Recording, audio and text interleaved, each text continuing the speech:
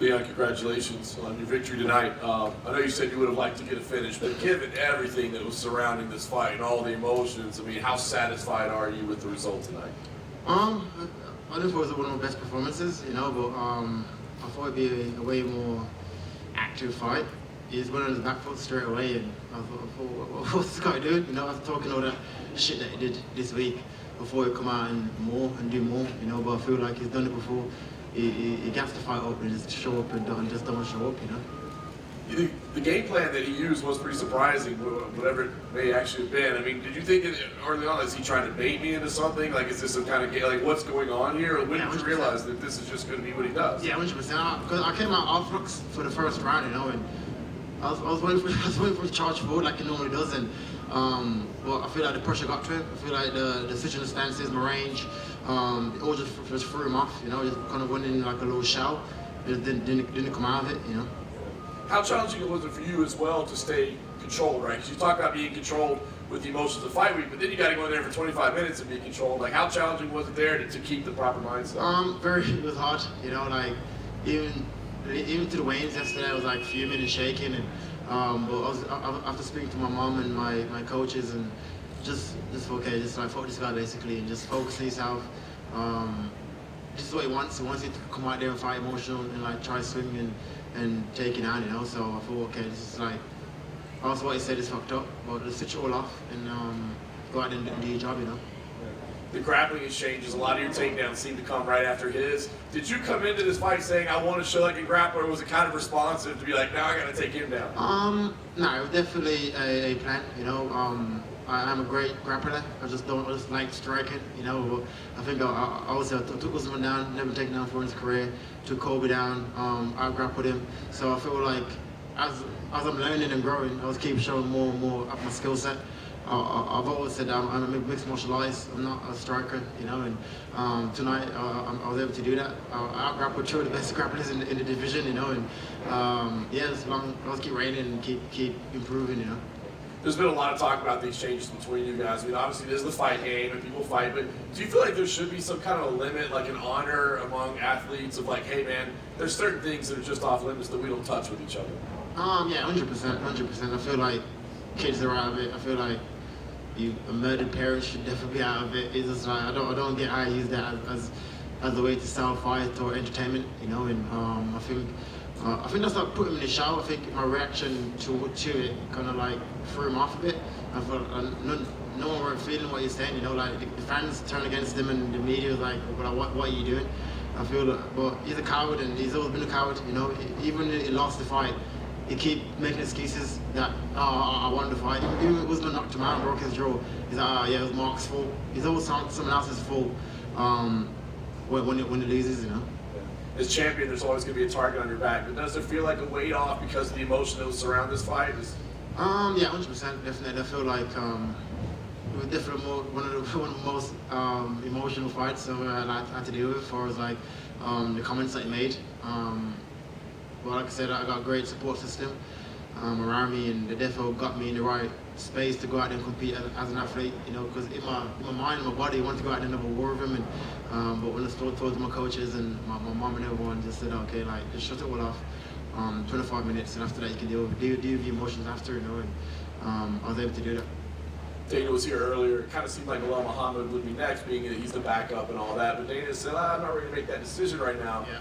Do you see it as like he should be next? Does that feel like an unfinished chapter, or do you feel like maybe there's other options? Nah, there definitely other options, you know. I don't feel like Bilal should be next. You know, I've done it before. I've run like 10 fights in a row, didn't get a title shot. So what makes him different or more privileged, you know? So Colby's already skipped the line already. So let's see who's next. And but like I said, I am. This is Rocky's era. This is my era now, and I'll keep training, whoever's next, doesn't matter. You know, they're all similar styles anyway, all boxers, wrestlers, and this is what I'll build my career on it. You know, so whoever comes next is whatever. You know. Right, so last thing for me, we'll figure out who, but where does that matter to you? Do you want to fight back in England, or do you like fighting here in the States, Vegas? I look to fight in England, especially now we got Tom. You know, like that me and Tom on the card, headlining, co-headlining. that'd be for the UK. That'd be massive. You know, I feel like that's definitely something that we should push towards to just bring more light to MMA in Europe. You know, I feel like having me and Tom headline a card, either Manchester or any big stadium. I think that's what we should definitely push towards. You know. Yeah, right here in front.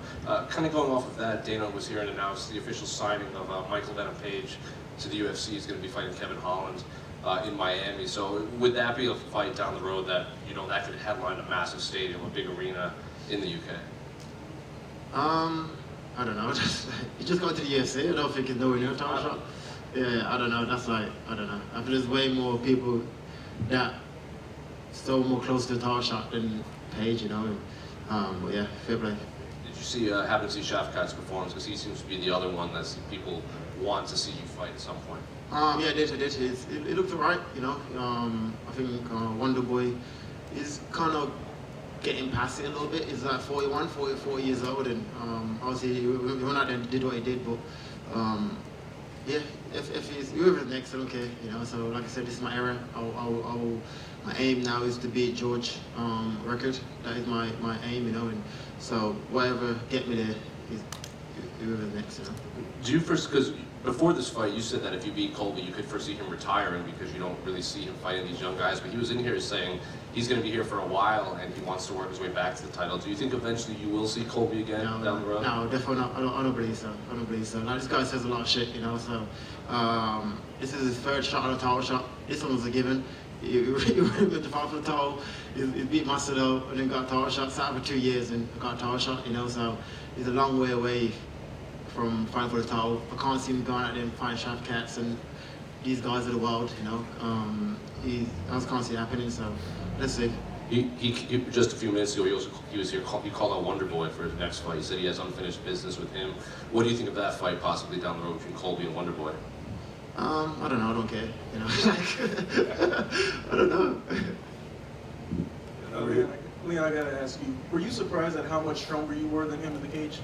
Nah, definitely not. I always said like once to feel my physicality in the cage, it's a big difference. You know, I think Usman felt it as well, and maybe we could go like a skinny waist. Everyone thinks I'm not strong, but once I get a hold of you, I'm quite strong, you know, and I was able to take him down, out-grapple him in scenarios, and yeah, just keep, like I said, I'm a mixed martial artist, not a striker, so it was good to show another level of my game, you know.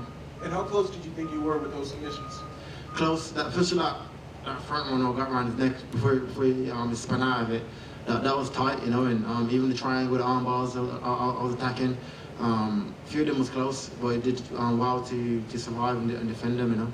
And did it feel good because he comes in, he's talking all the trash talk, but towards the end of the fight, people were booing him because they were just so unimpressed by his performance? Does that feel good to really shut him and the fans up? Not really the fans, but more him, you know. I expected more. Like after talking all that, like what he talk, you should come forward and fight. You know, you don't be a coward and go on your back foot for the first 2 rounds. I thought he was trying to bait me in or something. I was like, what's this guy doing? But I think my range and my switching the stances was kind of throwing him off. But yeah, I think he's a coward and he showed in his fighting skills, you know. Thank you. Kind of similar to what you just said. Were you surprised that Colby didn't shoot until the 3rd round? But even the shot in the 3rd round, it's like a slow ass single leg. You know, I was like, bro, what the hell's going on? This guy's meant to be the cardio chaos machine. And but yeah, I feel like I said, it's a new era. I feel like these guys coming up like me, coming up, they're all just different era. You know, these guys, everyone's beat. These like the Masters of the world, Robert Lawlers of the world, Woodleys of the world. Like these guys are like what was over the hill when they fought them. You know, and I believe he's over the hill as well. So. When he successfully landed that takedown, the first one he did, and when you got up pretty quickly, do you think that was like a demoralizing factor that played into the fight for him? Yeah, definitely. I think like my out grappling him, like I was able to rear-attack after he took me down and take him down, and I think that my coach said it's in his face, like he's kind of like threw him off a little bit, you know, and so I feel, yeah, definitely. Me grappling heavy, I think that definitely threw him off a little bit, you know. If he thought he'd be able to like, dominate me more in the grappling, and I wasn't able to, you know. And obviously, when you look at Colby's past fights, he did face a lot of grapplers and stuff, but I feel like a lot of some people might have not mentioned that he hasn't faced a complete guy like yourself in a while, other than like Usman and stuff. Do you think that's something that kind of went under the radar going into this fight? Yeah, 100%. Because everyone has me down as a striker. I keep saying that I'm a mixed martial artist, you know, and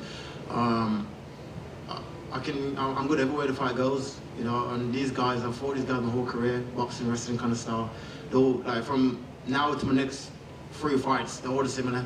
Bill Hours will be exactly the same, wrestling, boxing.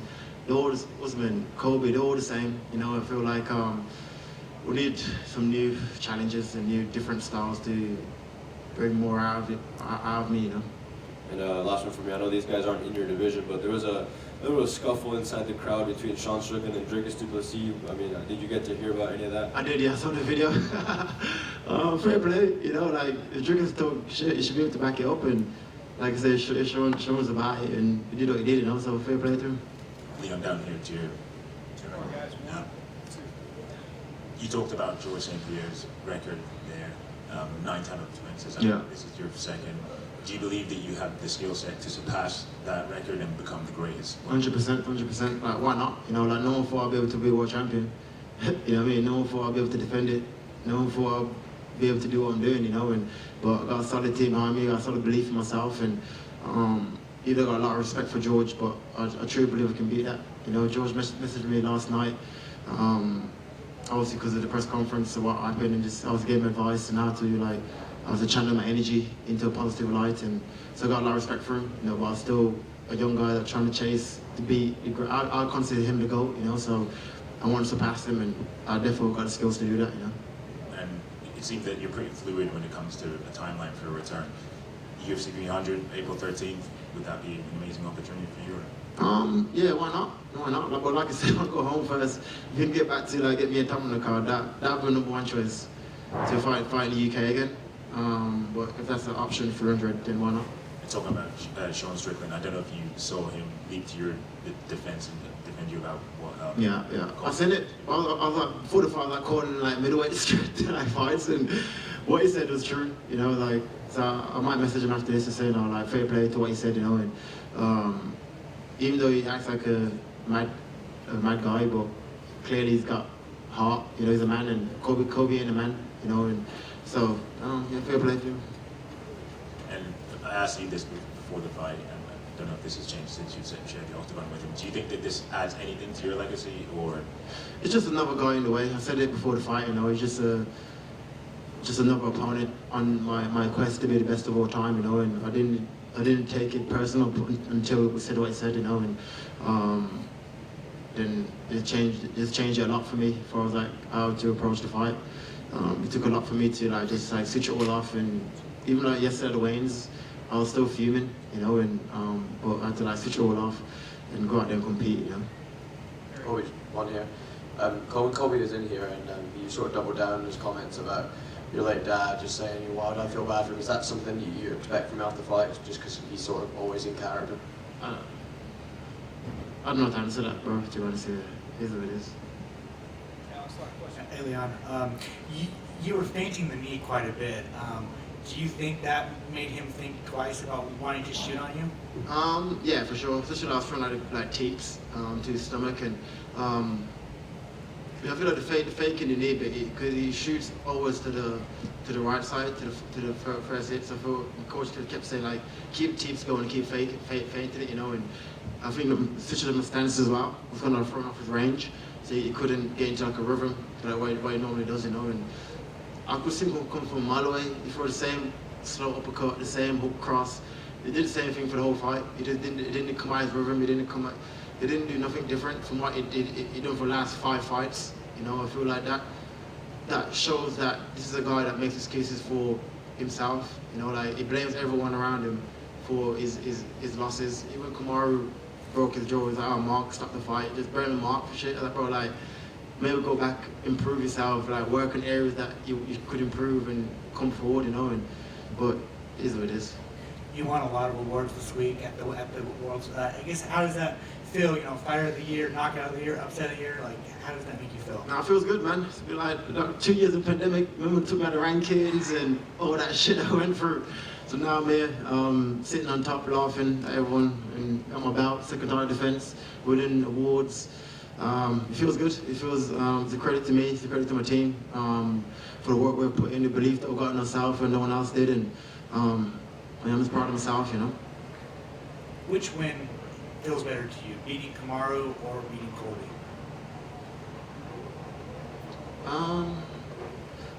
Probably beating Kamaru because he was the meant to be the GOAT, you know, and to head kick him and just get it back off him, you know, that definitely tops that, you know. And obviously Kobe's a dick, so that was also a great win.